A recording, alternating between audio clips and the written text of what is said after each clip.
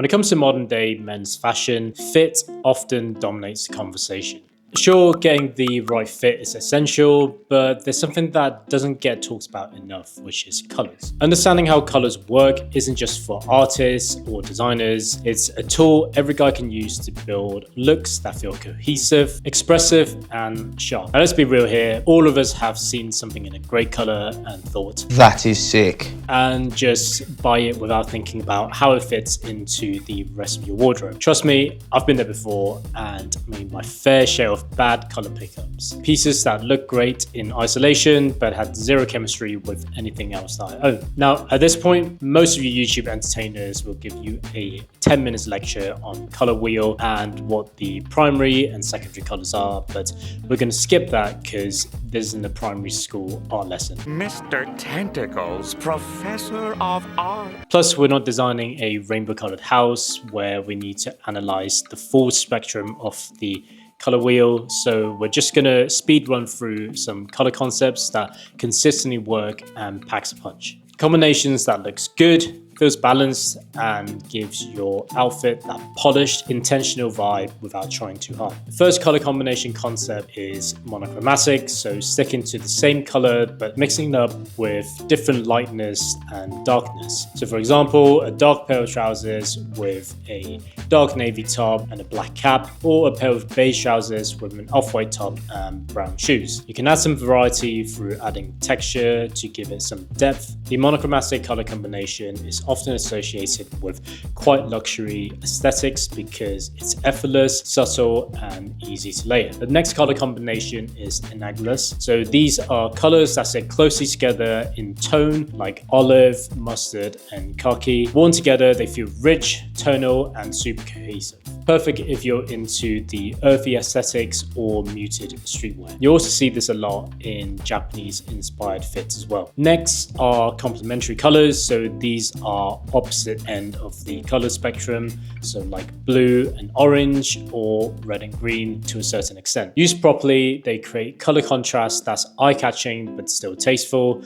The trick here is not to go overboard. You don't want to look like a joker. Just pick one as the base and use the other one as highlights. And lastly, the neutral and pop. This one is the easiest one to get right. You keep your base neutral, so something like black, gray, beige, or navy, and then drop in a pop of colors. So it could be an orange beanie, for example, or a maroon top, or a blue shirt. It's clean, modern, and adds just enough spice to your outfit. All right, next let's talk about values. And no, I don't mean how good value for money something is, but rather the light value. So how light or dark a color is. So having a high contrast outfit is one of the easiest ways to look good. A dark color top with a pair of light trousers, or the other way around.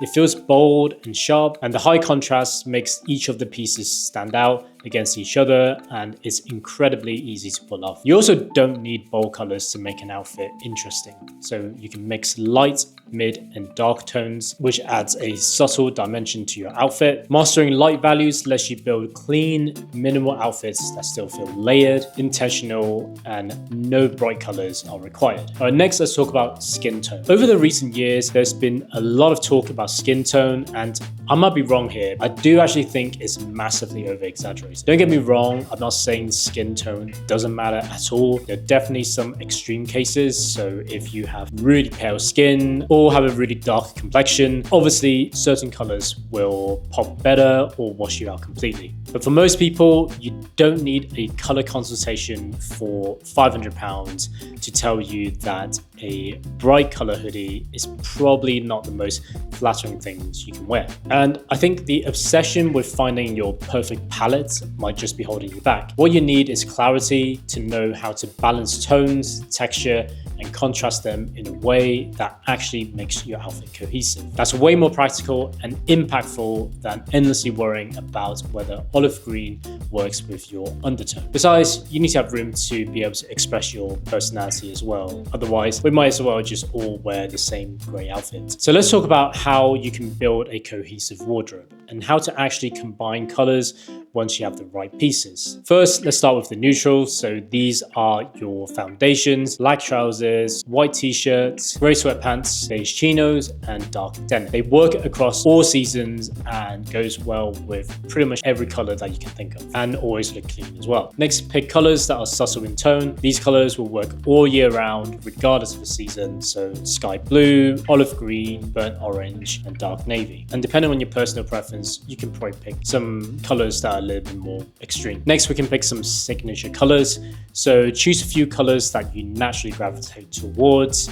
These can become your highlight pieces, so it could be a bright red jacket, for example, or a pair of really sharp blue sneakers, or a hoodie that can express your personality. So next time when you're buying a piece, ask yourself, does this piece work with at least 3 things I already own? And if the answer is no, you probably shouldn't buy it, even if it looks good in the lookbook. This simple filter will save you from buying items that look great on the rack but doesn't fit with anything else in your wardrobe. And then lastly, let's talk about what not to do. The things that will quietly ruin an otherwise solid fit. So first is overmatching. So going head to toe in one exact shade, like a navy shirt, navy trousers, navy cap, and navy shoes. Or in some extreme cases, I have seen people rock a full red outfit. Now, I'm not saying you can't pull this off. I'm sure there are certain instances where people have got great matching outfits, but a lot of the times it's not really going to look that good on most people. It kind of makes it look like you're wearing a uniform. Instead, you can vary the tone and fabric to make it a lot more interesting. The next thing to avoid is lack of contrast. If your whole outfit is made of similar midtones, it's going to feel flat, and you should probably break it up with a light or dark pieces to introduce some visual depth. Next is overthinking on your skin and undertones. So we mentioned this before already, but unless you're at the very far end of the complexion scale, obsession over undertone is mostly a distraction. At least I think it is. Focus on what looks cohesive as an outfit instead of chasing colors that match your skin tone in theory. And lastly, avoid buying bold stuff that you won't wear. I'm sure that bright pink Supreme Burberry jacket might look good in the lookbook, but if it doesn't work with anything else that you own, it will end up just collecting dust, or worse off, go into your girlfriend pile and you can't get rid of it. Colors doesn't have to be complicated. You don't need a color wheel or a cheat sheet. You just need awareness, a bit of trial and error, and willingness to see what actually works for you. So try things out, balance tones, mix values, and build a wardrobe where every piece pulls its own weight and feels like you when you wear it. All right, so that's it for today's video. Hopefully the color concepts that I just mentioned have given you some inspiration for your next outfit, and avoid making some mistakes in your next purchases. If you enjoy the video and you want to check out some outfit inspirations, then you can click on this video here. Alternatively, if you want to learn about how to wear accessories, then I've done another video that you can check out right here. As always, thanks for watching, and I'll catch you in the next one.